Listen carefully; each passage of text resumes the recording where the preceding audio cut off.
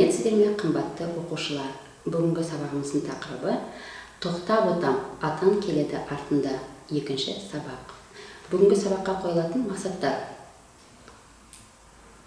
Тақырып бойынша үйренген сөздерін қолдана отырып, мәтінде көтерілген мәселеге өз көзқарасын білдіру.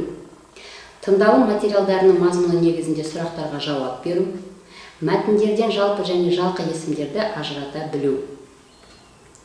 Тақырыпқа байланысты тапсырмаларды орындайық. Өлеңдегі түсіп қалған төл дыбыстарын орынды қойыңыздар.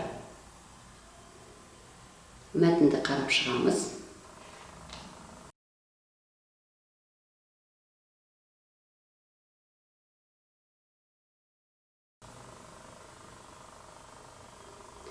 Енді балалар, өзіңізді тексеріңіздер. Тоқта, ботам, атан келеді артында, дария шалқар даналағын ал тында, сенің сәби сәттерінің мысқалын айырбастап таба алмай жүр алтынға.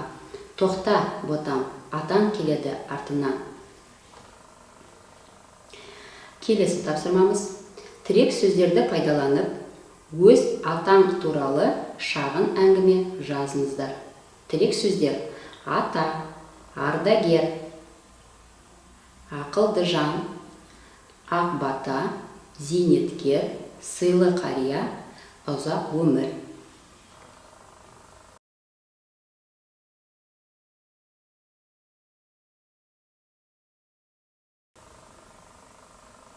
Жақсы балалар, енді өзіңізді тексеріңіздер. Менің атам ел жұртқа сыйлы қария. Ол соғыс ардагері және зейнеткер. Біз атамызды сыйлаймыз. Атам соғыс туралы айтқан әңгімелерін қызыға тыңдаймыз. Барлық отбасымызбен үлкен дастархан басында жиналған кезінде атам ақ бата береді. Мен атамды өте жақсы көремін және ұзақ өмір тілеймін. Жақсы. Келесі тапсырмамыз.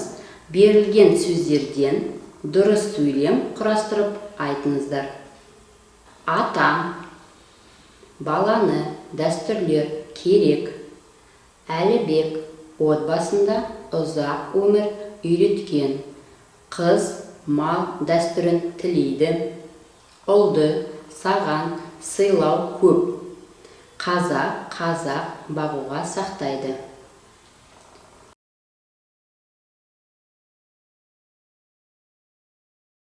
Өзіңізді тексеріңіздер. Атан саған ұзақ өмір тілейді. Келесі сөйлем. Әлібек қазақ дәстүрін сақтайды. Келесі сөйлем. Қыз баланы сыйлау керек. Келесі сөйлем. Ұлды мал бағуға үйреткен. Соңғы сөйлеміміз. Қазақ отбасында дәстүрлер көп. Жақсы. Келесі тапсырмамыз. Берілген жалпы есімдерді жекеше түрде тәуелдеп жазыңыздар.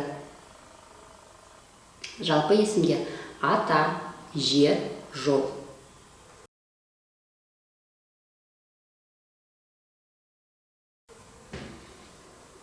Өзіңізді тексеріңіздер. Бірінші жақ: менің атам, менің жерім, менің жолым. Екінші жақ: сенің атаң, сенің жерің, сенің жолың.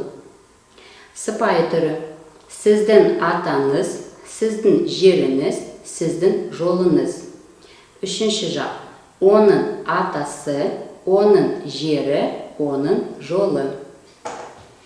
Жақсы балалар, осымен сабағымыз аяқталды. Сау болыңыздар. Келесі кездескенше.